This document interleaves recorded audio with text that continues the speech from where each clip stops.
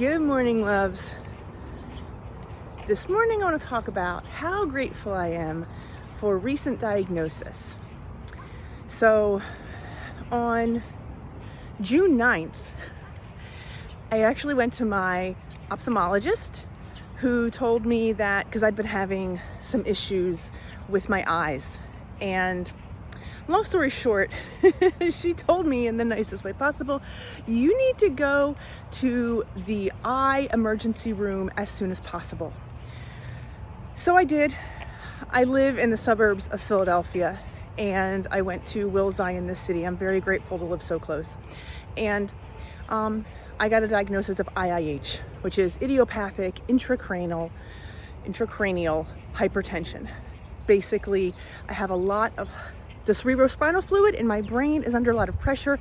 It's putting it on my eyes, and I'm at risk of going blind if not treated and not reduced. You can get rid of it. It can go into remission. So that was, what's that? I guess it's 2 months because today's August 10th.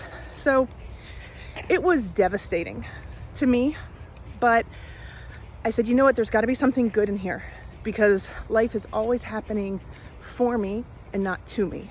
So after, mourning a lot of things like I want to be able to see for the rest of my life, we started taking some action. And since every day my lovely husband was listening to,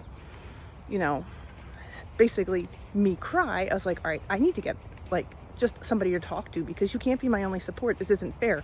This is not the everything I want a relationship to be. So I got a therapist because I said, I just need somebody to talk to process all of this, because in addition to that, I have a pretty stressful job working for the county in mental health and human services. And I also have 2 special needs kids. So we didn't go anywhere. What am I talking about? It's too early. Oh, I had to give up coffee. So I don't have coffee. So sorry, guys. I ended up that I did find somebody. I also reached out to several of my close friends because I said part of this is I need to lose weight. And why I had gained weight is a story for another day. But I said, every time I want to eat a donut, I'm going to text you or I'm going to call you and we have to talk instead of eating. So they said, yes, sure, absolutely. So I reached out to my friends. I also realized that I need to start taking action for myself because I wanted to feel empowered and in control. So I did a little bit of research, started taking some steps. There's a lot of things that you can do around that, around treating IIH. And started talking to the therapist. And then I also said, I need something for my soul because you need something to sustain you. What came up for me was the artist way, which I'd done before. I asked a couple of my friends if they would do it with me. And we didn't form a group, but I was not deterred by that. I was like, fine, I'm gonna do it on my own. It's not a good time for everybody. And then I also realized that as much as I wanted support, I didn't want it to be everything that I was.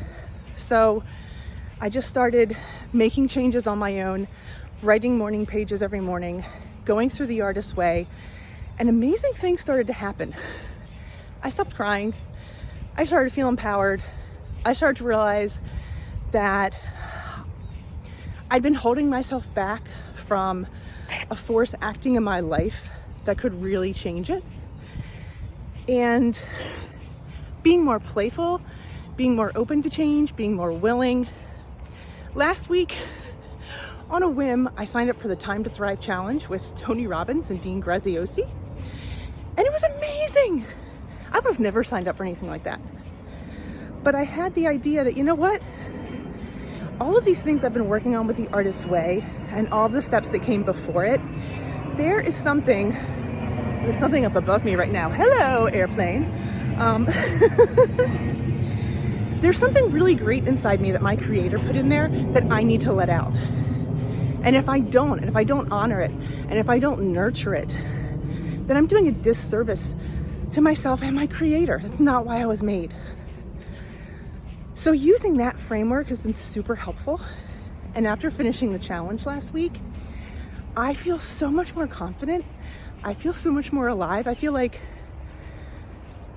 I could really do anything, and I had some really great ideas for changes that I want to make, because I won't be in this job forever. Because